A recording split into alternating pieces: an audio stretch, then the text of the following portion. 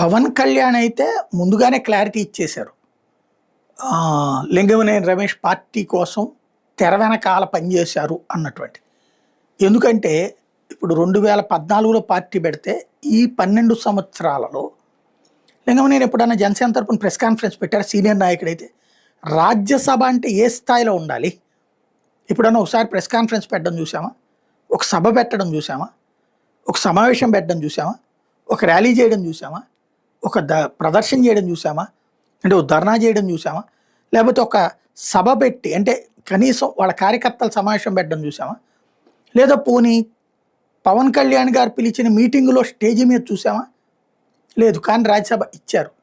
ఎందుకు అంటే మొన్ననే తెలివిగా వ్యవహరించారు. ముందే ఎవరైతే ప్రస్తావిస్తారో వాళ్ళందరికీ ఘాటుగా ముందే వార్నింగ్ ఇచ్చేశారు.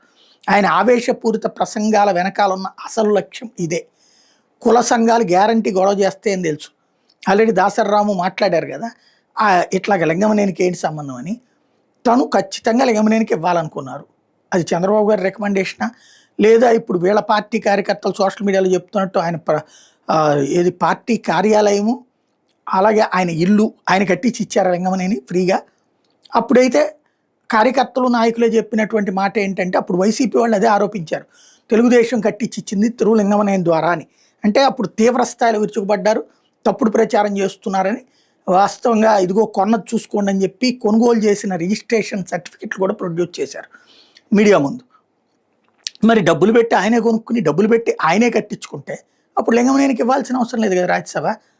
ఇది ఒక కాన్సెప్ట్.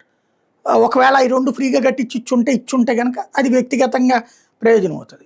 పార్టీ పరంగా లింగమనేనికి అయితే ఏ ఇది లేదు. కాకపోతే ముందుగానే పవన్ కళ్యాణ్ క్లారిటీ ఇచ్చింది ఏంటంటే నాదెళ్ల మనోహరు లింగమనేని ఇద్దరూ కూడా మా నాయకులందరూ పారిపోతే వీళ్ళిద్దరూ ఫ్రమ్ ద బిగినింగ్ నన్ను అంటిపెట్టుకుని ఉన్నారు కాబట్టి ఇస్తున్నాను అన్నారు.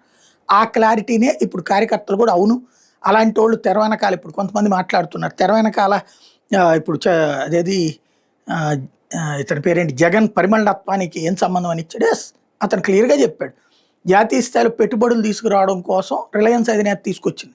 మిగతా వాళ్ళందరూ విజయసాయిరెడ్డి పార్టీ కోసం కష్టపడ్డట్టు ఉంటుండే.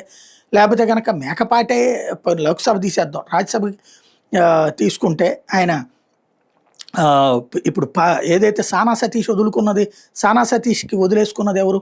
అక్కడ రేపల్లకి సంబంధించినటువంటి వైఎస్ఆర్ కాంగ్రెస్ పార్టీ నాయకుడు మంత్రిగా కూడా చేశారు.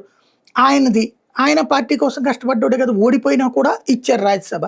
బీసీ కృష్ణయ్య ఎలక్షన్స్ అప్పుడు 2019 ఎలక్షన్స్ అప్పుడు పూర్తిగా పార్టీ కోసం పనిచేశాడు. అంతకుముందు తెలుగుదేశం మనిషి అయినా సరే ఆ పని చేసిన దానికి నజరాగానే ఇచ్చుకొచ్చారు. వాళ్ళ పార్టీకి సంబంధించిన రాజ్యసభ సభ్యులందరిది కూడా ఆ టైప్లో ఉంది. ఒక పరిమళత్వానికి తప్పించే పరిమళత్వానికి కూడా రిలయన్స్ వాళ్ళు అది బీజేపీకి ఇచ్చిన సీట్ లెక్కనది. బీజేపీ తరపున పరిమళత్వాన్ని పెట్టారు, అతనికి సీట్ ఇచ్చారు. అతను ఏదైతే పెట్టుబడులకు సంబంధించి కీలక పాత్ర పోషించాడు. వాళ్ళదైతే క్లియర్గానే ఉంది. ఇక్కడ ఎవరు ఇప్పుడు సానా సతీష్కి 2024లో ఫస్ట్ జనసేన ఎంపీ అభ్యర్థి అన్నారు, ఇప్పుడు తెలుగుదేశం పార్టీ ఎంపీ రాజ్యసభ సభ్యుడయ్యాడు, మళ్ళీ రెండోసారి కూడా ఇస్తున్నారు.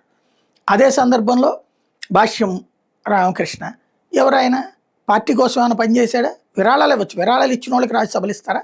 అదే లెక్క. పార్టీ కోసం రాత్రి పగలు కష్టపడ్డట్టు ఉంటే వాళ్ళందరూ ఏమైపోయినట్టు? ఇది నడుస్తుంది. ఇవన్నీ రాకుండా ముందుగానే గత 10 రోజుల నుంచి సినిమా అంతా నడుస్తున్నది దాని చుట్టూతానే అనమాట.